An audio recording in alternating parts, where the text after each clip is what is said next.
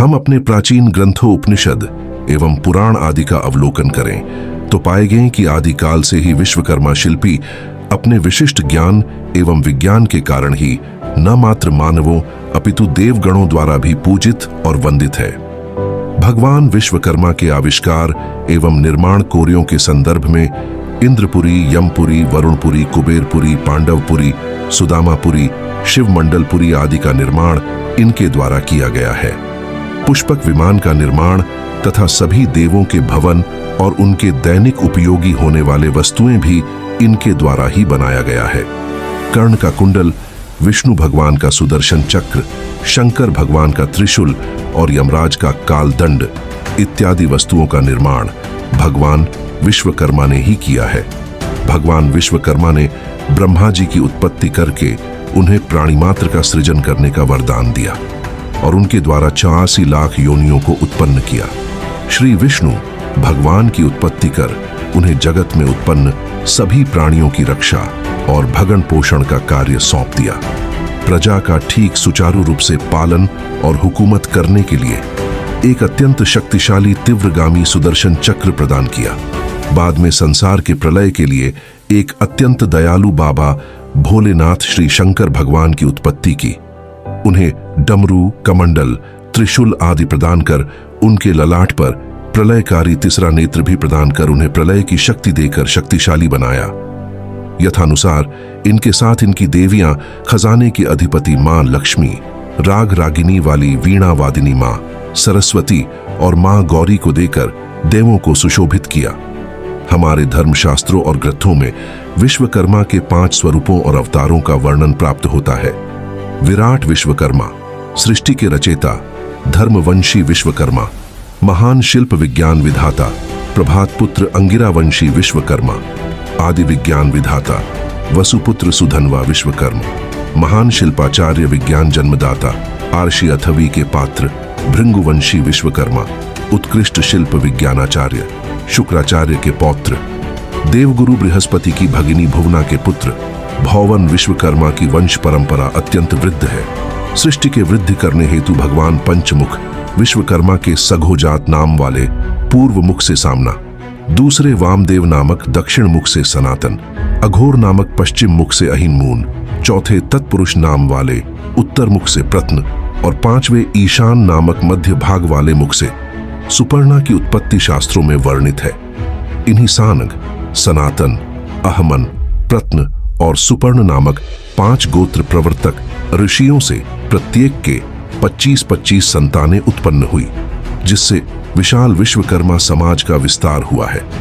शिल्प शास्त्रों के प्रणेता बने स्वयं भगवान विश्वकर्मा, जो अरश्य रूप में उपरोक्त सभी ज्ञानों का भंडार है, शिल्पों के आचार्य शिल्पी प्रजापति ने पदार्थ के आधार पर शिल्प विज्ञान को 5 प्रमुख धाराओं में विभाजित करते हुए तथा मानव समाज को इनके ज्ञान से लाभान्वित करने के निर्मित 5 प्रमुख शिल्पायार्च पुत्र को उत्पन्न किया, जो अयस, काष्ठ, ताम्र, शिला एवं हिरण्य शिल्प के अधिष्ठाता मनु, मय, त्वष्टा, शिल्पी एवं दैवज्ञा के रूप में जाने गए।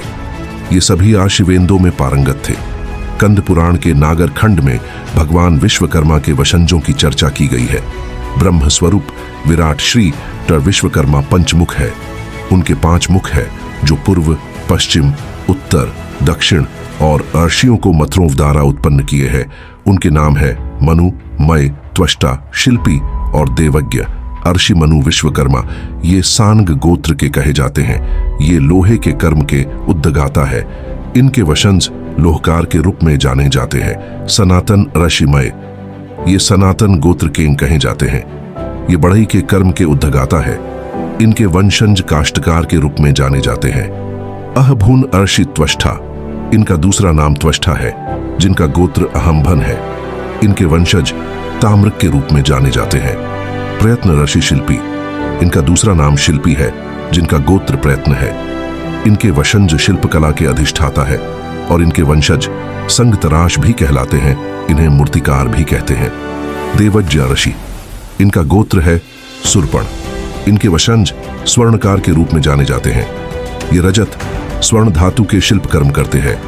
परमेश्वर विश्वकर्मा के ये 5 पुत्र मनु, मय, त्वष्टा, शिल्पी और देवज्ञ शस्त्राधिक निर्माण करके संसार करते हैं।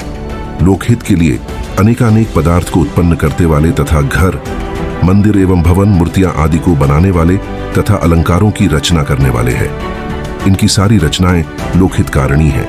इसलिए ये पांचों एवं वंदनीय ब्राह्मण हैं और यज्ञ कर्म करने वाले हैं। इनके बिना कोई भी यज्ञ नहीं हो सकता। मनु आर्षि ये भगवान विश्वकर्मा के सबसे बड़े पुत्र थे। इनका विवाह अंगिरा अर्षि की कन्या कंचना के साथ हुआ था। इन्होंने मानव सृष्टि का निर्माण किया है। इनके कुल में अग्निगर्भ, सर्वतोमुख, ब्रह्म आदि अर्षि उत्पन्न हुए हैं। भगवान विश्वकर्मा के दूसरे पुत्र मय महर्षि थे। इनका विवाह पराशर राशि की कन्या सौम्या देवी के साथ हुआ था। इन्होंने इंद्रजाल सृष्टि की रचना किया है। इनके कुल में विष्णुवर्धन, सूर्यतंत्री, तनखपान, ओज, महोज इत्यादि महर्षि पैदा हुए हैं। भगवान विश्वकर्मा के तीसरे पुत्र महर्षि त्वष्टा थे। इनका विवाह कौशिक आर्षि की कन्या जयंती के साथ हुआ था। इनके कुल में लोक त्वष्टा, तंतु, वर्धन, हिरण्यगर्भ, शुल्पी, अम्लायन आर्षि उत्पन्न हुए हैं। वे देवताओं में पूजित आर्षि थे। भगवान विश्वकर्मा के चौथे महर्षि शिल्पी पुत्र थे। इनका विवाह भृगु आर्षि की करुणा के साथ हुआ था।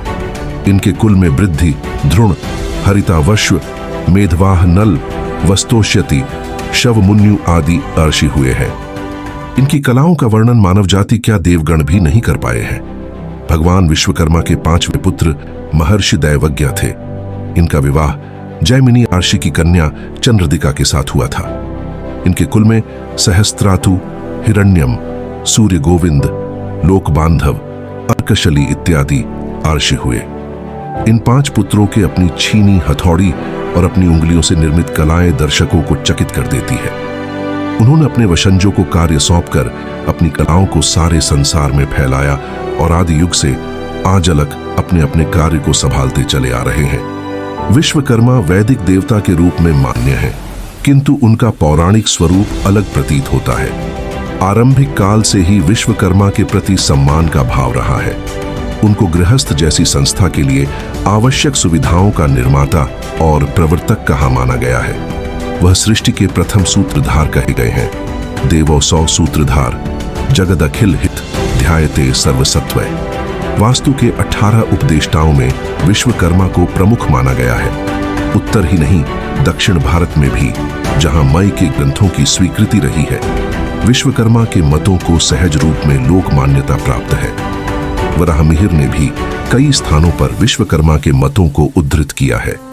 विष्णु पुराण के पहले अंश में विश्वकर्मा को देवताओं का वर्धकी या देव बढ़ई कहा गया है तथा शिल्पावतार के रूप में सम्मान योग्य बताया गया है। यही मान्यता अनेक पुराणों में आई है, जबकि शिल्प के ग्रंथों में वह सृष्टिकर्ता भी कहे गए हैं। स्कंद पुराण में उन्हें देवायतनों का सृष्टा कहा गया है। कहा जाता है कि वह शिल्प के इतने ज्ञाता थे कि जल पर चल सकने योग्य खड़ाऊ तैयार करने में समर्थ थे। सूर्य की मानव जीवन संहारक रश्मियों का संहार भी विश्वकर्मा ने ही किया। राजवल्लभ वास्तुशास्त्र में उनका जिक्र मिलता है। यह जिक्र अन्य ग्रंथों में भी मिलता है। विश्वकर्मा कंबासूत्र, जलपात्र, पुस्तक और ज्ञान सूत्र धारक हैं। हंस पर आरूढ़ सर्वदृष्टि धारक, शुभ मुकुट और वृद्ध काय हैं। कंबासूत्राम्बुपात्रम वहति कृतले पुस्तकम ज्ञान सूत्रम। हंसारूढ़स्विनेत्रम शुभ मुकुटशिर सर्वतो वृद्ध काय। उनका अष्टगंधादि से पूजन लाभदायक है। विश्व के सबसे पहले तकनीकी ग्रंथ विश्वकर्मीय ग्रंथ ही माने गए हैं।